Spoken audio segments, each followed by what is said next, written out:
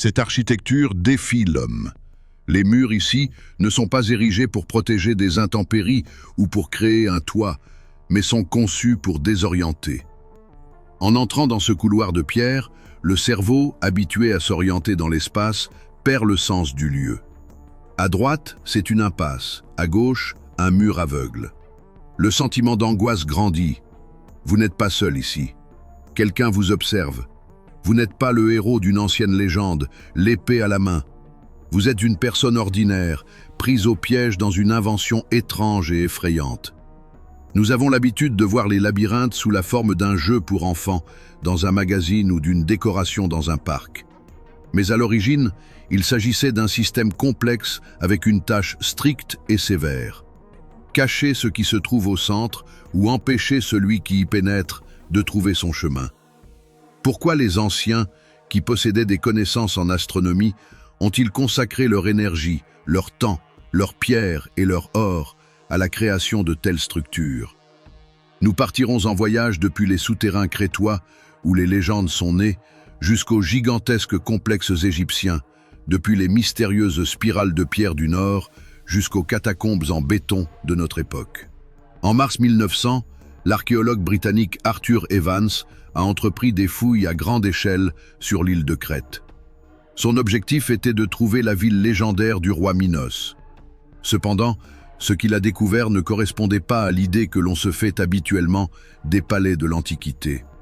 Sous des couches de poussière millénaire se trouvait non seulement la maison du souverain, mais aussi un palais gigantesque, impressionnant par sa grandeur et sa complexité. 22 000 mètres carrés, plus de 1500 pièces, reliées entre elles par un réseau complexe.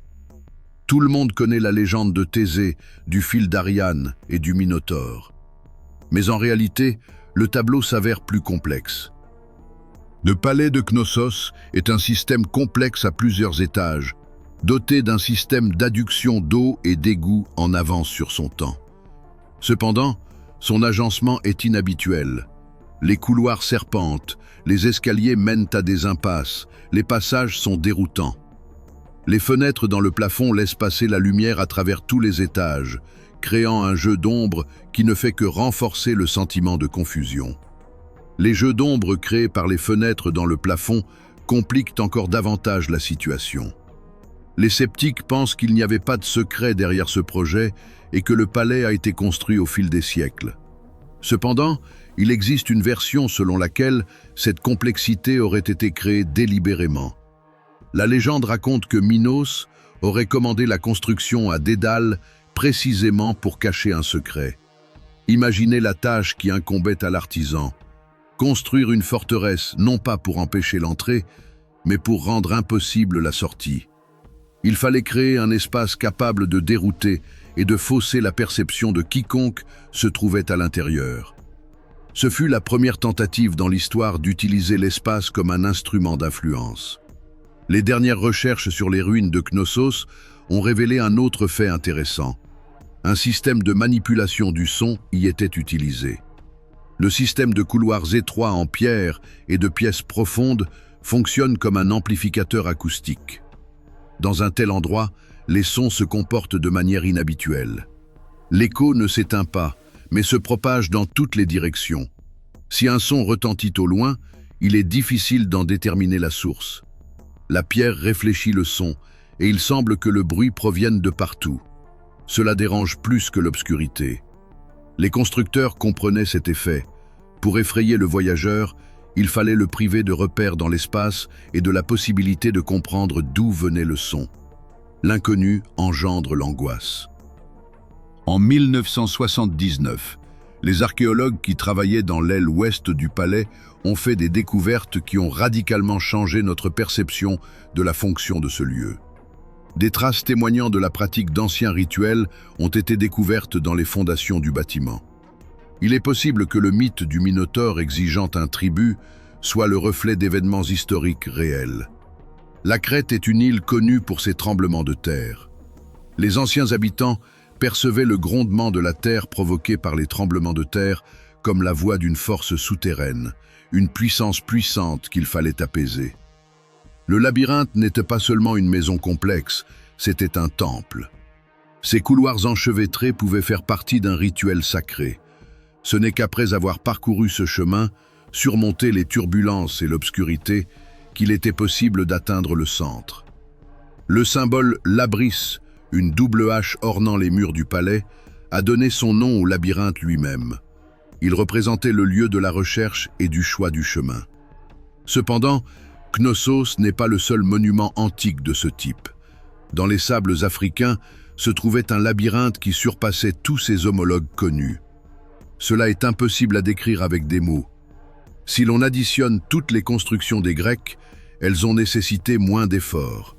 Les pyramides sont grandes, mais le labyrinthe les surpasse, écrivait l'historien Hérodote au 5e siècle avant notre ère. On peut lui faire confiance, car il s'y est rendu en personne. Hérodote s'est rendu dans une oasis, non loin de l'ancienne ville de Crocodilopolis, et a vu le labyrinthe égyptien, un complexe majestueux construit par le pharaon Amenemhat III. Il est difficile d'imaginer l'ampleur de cette construction, 3000 pièces. Parmi elles, 1500 s'élevaient au-dessus du sol, et autant s'enfonçaient dans la terre, dans l'obscurité totale. Le complexe occupait une superficie d'environ 70 000 mètres carrés, soit environ 10 terrains de football, entièrement construits en pierre. Hérodote décrit un réseau complexe de cours et de couloirs où il était facile de se perdre sans guide. Les murs étaient ornés de dessins complexes et les lourdes portes en pierre, lorsqu'elles s'ouvraient, émettaient un son semblable à un roulement de tonnerre, un effet sonore supplémentaire destiné à inspirer la terreur. Pourquoi construire un bâtiment avec un agencement aussi complexe et peu pratique? La réponse réside dans la vision du monde des Égyptiens, pour qui toute la vie était consacrée à la préparation de l'au-delà. Pour le pharaon, ce labyrinthe n'était pas un palais où vivre, mais une représentation symbolique du Duat, le royaume des morts. Le livre des morts dit que l'âme n'atteint pas immédiatement le paradis. Elle doit entreprendre un voyage périlleux, franchir 12 portes, répondre aux gardes et surmonter de nombreux pièges. Le labyrinthe était l'incarnation terrestre de ce chemin, une carte de l'autre monde sculptée dans la pierre. En outre, il avait une fonction pratique, assurer une protection parfaite. Dans la partie souterraine, où les prêtres n'ont pas laissé entrer Hérodote, se trouvaient des sarcophages et des momies de crocodiles. Le labyrinthe était construit de manière à protéger le repos des dieux contre les voleurs.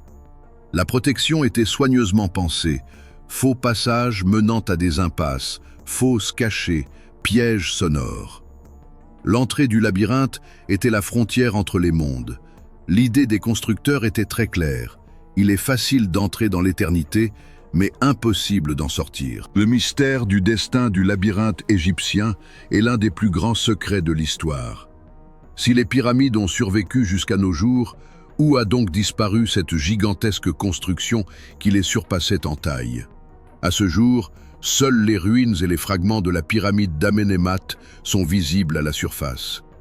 Le bâtiment le plus majestueux de l'Antiquité a disparu, simplement démantelé. À l'époque de l'Empire romain, lorsque le respect des dieux anciens s'est éteint, le labyrinthe a été transformé en entrepôt de pierre. D'énormes dalles ont été transportées par tonnes pour la construction de nouvelles villes et de nouveaux logements. Ce lieu sacré s'est transformé en matériau de construction. Le temps et le pragmatisme des hommes ont détruit sa grandeur. L'histoire n'est pas encore terminée. En 2008, une expédition a utilisé des radars pour scanner le sable. Les appareils ont détecté la présence d'énormes murs à une profondeur considérable. La partie souterraine, ces 1500 salles, est restée intacte. Elle est recouverte de sable, mais n'est pas détruite. Et nous, sans nous en douter, marchons sur la terre, au-dessus de ce monument.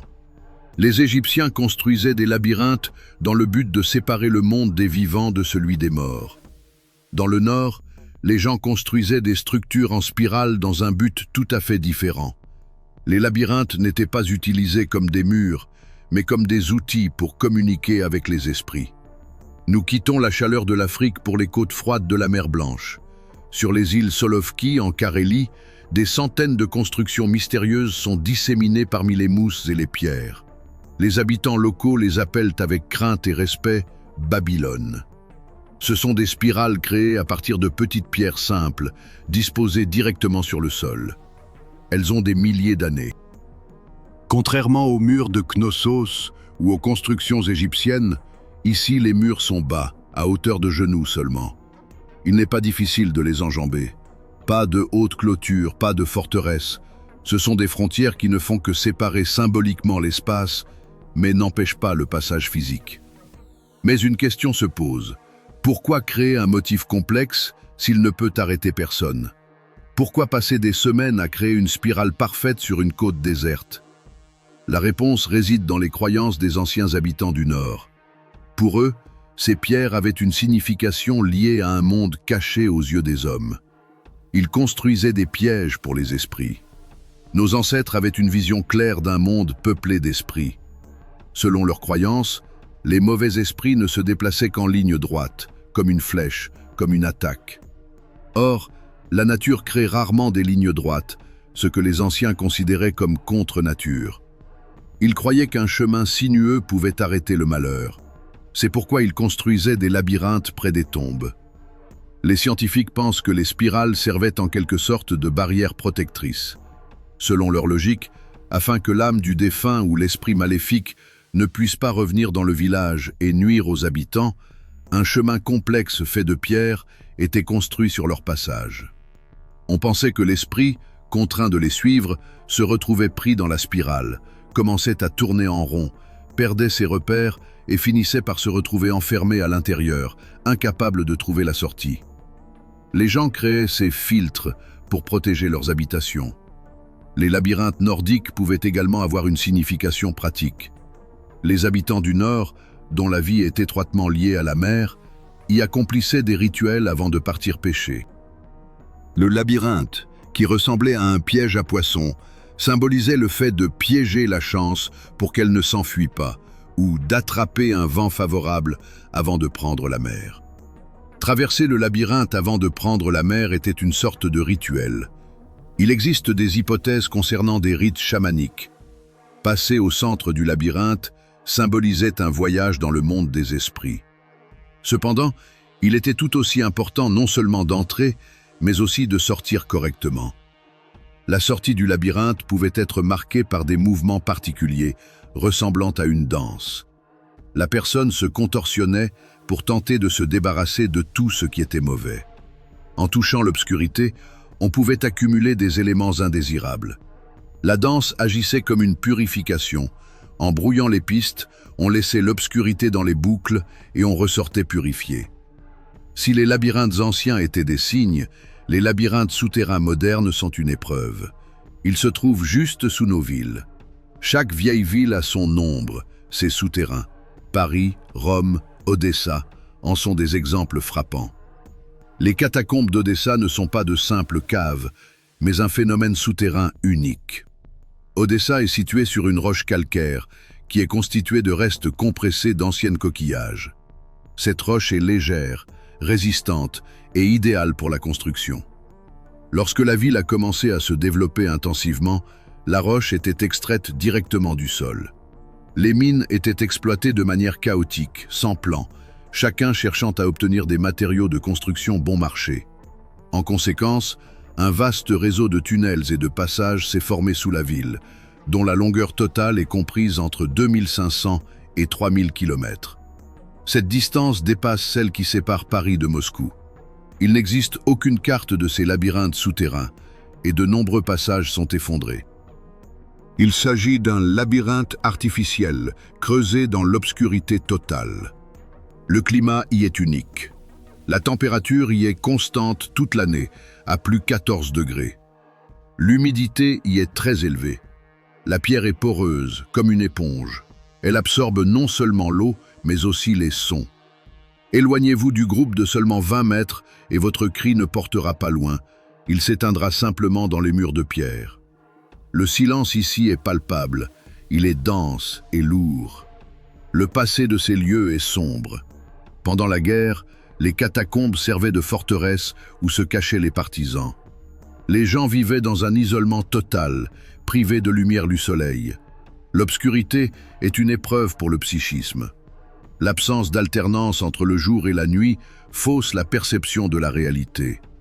Les soldats luttaient non seulement contre l'ennemi, mais aussi contre le manque d'informations. Même aujourd'hui, les catacombes restent dangereuses, malgré le fait que les entrées soient fermées par des grilles. Il existe de nombreuses histoires de touristes qui ont sous-estimé leur force. La plus célèbre est la légende de Masha, une jeune fille qui s'est perdue dans les catacombes. La veille du Nouvel An, le groupe est descendu pour fêter l'événement. Dans l'ambiance festive et la perte de vigilance, la jeune fille s'est éloignée du groupe et a pris le mauvais passage. Dans ce réseau, un seul faux pas suffit. Les tunnels se ressemblent tous, pierres jaunes et rugueuses, plafond bas, poussière. Il n'y a rien qui attire le regard. La personne essaie de trouver la sortie, panique, fait encore quelques pas et perd complètement ses repères. Le son est trompeur. Les amis peuvent être tout près, derrière une pierre, mais leurs voix ne sont pas audibles. Au bout de quelques heures, la lampe torche du téléphone s'éteint et l'obscurité s'installe. Une obscurité totale, impénétrable, dans laquelle on ne distingue même plus son propre visage. C'est à ce moment précis que commence le plus difficile. Il ne s'agit plus simplement de chercher une issue, mais d'un combat psychologique contre sa propre peur. Lorsqu'une personne se retrouve dans l'obscurité et le silence complet, après un certain temps, son cerveau commence à se comporter de manière inhabituelle. Les scientifiques appellent ce phénomène isolation sensorielle. Dans l'obscurité, le cerveau commence à se comporter de manière inhabituelle. Les scientifiques appellent ce phénomène isolation sensorielle. Lorsque le cerveau, habitué à recevoir des informations, se retrouve dans le vide, il panique et commence à générer ses propres signaux, remplissant le silence. La personne commence à voir ce qui n'existe pas, des flashs, des motifs, des visages. L'ouïe entre également en jeu. Un bruissement est perçu comme des pas et l'eau comme une voix. Il s'agit d'une réaction de défense de l'organisme qui peut se transformer en cauchemar. Les spéléologues savent se contrôler, mais un novice peut céder à la panique. La peur est le principal ennemi dans une grotte. Les gens commencent à agir de manière irrationnelle, à gaspiller leurs forces, à s'enfoncer de plus en plus profondément. La raison n'est pas mystique, mais réside dans les réactions physiologiques de l'organisme. Pourquoi avons-nous tant de mal à nous orienter lorsqu'il n'y a pas de repère visible? Pourquoi sommes-nous incapables d'avancer tout droit? Le mystère réside dans les particularités de notre cerveau et de notre corps. Pendant longtemps, les scientifiques n'ont pas pu déterminer avec précision comment nous nous orientons dans l'espace. Comment mémorisons-nous le chemin du retour ou comprenons-nous notre position dans une pièce inconnue? Ce n'est que très récemment, au XXIe siècle, que la réponse à cette question a été trouvée. En 2014, John O'Keefe et le couple Moser ont reçu le prix Nobel pour avoir découvert le système de navigation du cerveau humain. Au cours de leurs recherches, des faits étonnants ont été découverts. Dans la région de notre cerveau responsable de la mémoire, il existe des neurones particuliers. Le premier type est constitué de cellules de lieu, semblables à une carte avec des punaises. Elles s'activent lorsque vous vous trouvez dans un endroit familier. Lorsque vous vous déplacez, d'autres s'activent. Le deuxième type est constitué de cellules de grille. Le navigateur interne est un système qui crée un réseau de coordonnées à partir de triangles. Le cerveau la superpose à l'espace environnant, évaluant les distances.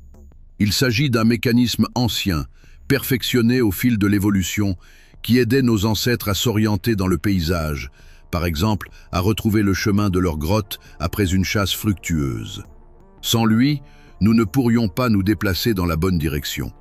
Il est remarquable que ce système soit capable de changer. Des recherches menées à Londres auprès de chauffeurs de taxi ont montré que, contrairement aux citoyens ordinaires, la zone du cerveau responsable de la navigation est plus grande chez eux. L'amélioration constante de la capacité à s'orienter dans une ville complexe remodèle en fait la structure du cerveau. Cela confirme que la capacité à trouver son chemin est une compétence qui peut être développée. Si nous disposons d'un navigateur aussi perfectionné, pourquoi nous perdons-nous si souvent? Le fait est qu'un labyrinthe ou une forêt monotone représente une tâche extrêmement difficile pour notre cerveau. Dans de telles conditions, lorsque nous sommes entourés d'arbres identiques ou de murs gris, notre carte interne n'a aucun point de repère. Les neurones responsables de l'orientation restent silencieux, car tous les endroits semblent identiques. Au moment où une personne se rend compte qu'elle s'est perdue, elle ressent naturellement de l'agitation. L'organisme s'active, se préparant au danger, rassemblant ses forces. Cependant, dans un labyrinthe, cette réaction instinctive joue souvent un mauvais tour. L'anxiété nous empêche de penser logiquement et d'élaborer des plans. Nous commençons à nous précipiter, effectuant des mouvements inutiles. En 2009, le docteur Jan Souman a mené une expérience en envoyant 2 groupes de participants dans des lieux différents, le Sahara et la forêt. La tâche était la même, marcher tout droit. Tant que le soleil brillait, les participants s'acquittaient de leur tâche. Cependant, lorsque des nuages ou du brouillard apparaissaient, un phénomène étonnant se produisait. Les gens commençaient à marcher en cercle. Les traceurs GPS ont montré que sans repères extérieurs, une personne convaincue d'avancer tout droit décrit inévitablement des boucles, parfois d'un diamètre de seulement 100 mètres. Pourquoi cela se produit-il? Le fait est que nous ne sommes pas parfaitement symétriques. Chacun de nous a une jambe légèrement plus forte ou plus courte que l'autre, et le pas d'une jambe est donc plus long de quelques millimètres. Dans la vie quotidienne, lorsque nous voyons l'horizon, nous corrigeons constamment, sans nous en rendre compte, la direction de notre mouvement. Mais dans l'obscurité du labyrinthe, cette différence insignifiante commence à s'accumuler. En conséquence, nous commençons imperceptiblement à dévier vers le côté de la jambe forte. Ce phénomène est appelé effet de rotation. Dans un labyrinthe, cela est dangereux car on peut errer pendant des heures en tournant en rond, revenir au point de départ et épuiser progressivement ses forces. Mais le labyrinthe n'est pas un piège mystique, c'est un problème mathématique. Et comme tout problème, il a une solution. La règle principale pour survivre dans une telle situation est de s'immobiliser, de se calmer et de réprimer l'envie de courir. La méthode la plus connue et la plus simple pour s'orienter dans un labyrinthe, connue depuis l'Antiquité, est la règle de la main droite. Imaginez que vous posiez votre main droite contre le mur du labyrinthe et que vous commenciez à avancer sans la retirer un seul instant. Vous pouvez vous heurter à des impasses, mais les mathématiques garantissent que si les murs sont reliés, vous trouverez quand même la sortie. Cependant, cette règle a aussi un point faible. Si le labyrinthe comporte des îlots de murs isolés au centre ou des blocs fermés, la règle de la main droite peut vous amener à contourner indéfiniment ces îlots. Vous décriverez un cercle en touchant constamment le mur et vous ne pourrez pas sortir. Dans les situations complexes, on utilise la méthode des repères proposée par l'ingénieur français Trémaux. Son essence consiste à mettre de l'ordre dans le chaos. Il est nécessaire de laisser des traces de votre passage. À chaque intersection, faites une marque sur le sol. Si vous vous trouvez à une intersection inconnue, choisissez n'importe quel chemin. Si vous tombez sur une impasse, revenez en arrière et faites une deuxième marque indiquant « chemin fermé ». Si vous arrivez à un carrefour où se trouve déjà votre marque, cela signifie que vous êtes entré dans un cercle et que vous devez choisir un autre chemin. Cette méthode transforme l'errance insensée en une exploration ciblée des possibilités. La personne cesse de se sentir perdue et devient un explorateur. Le labyrinthe prend les traits d'une tâche à résoudre. Il est amusant de noter qu'en anglais, il existe 2 mots différents pour désigner ce que nous appelons un seul mot, labyrinthe. Maze et labyrinthe. Et cette différence est très importante. Elle change radicalement notre compréhension de la nature de ces constructions. Un maze est un casse-tête plein d'impasses, de faux tournants et de bifurcations. Le palais de Knossos et les catacombes d'Odessa sont des exemples frappants de tels labyrinthes. Leur but est de dérouter le visiteur, de le pousser à commettre une erreur. C'est une architecture conçue pour lancer un défi, pour cacher un secret. Mais le labyrinthe a une autre signification dans le sens sacré. Regarde les motifs dans les cathédrales, par exemple à Chartres. Tu n'y trouveras pas d'impasse ni de bifurcation. Il n'y a qu'un seul et unique long chemin qui, en serpentant, conduit progressivement et inexorablement le croyant vers son centre. On ne se précipitait pas dans de tels labyrinthes. On les parcourait lentement, pas à pas, souvent plongés dans de profondes réflexions. C'était une métaphore frappante du cheminement de la vie humaine.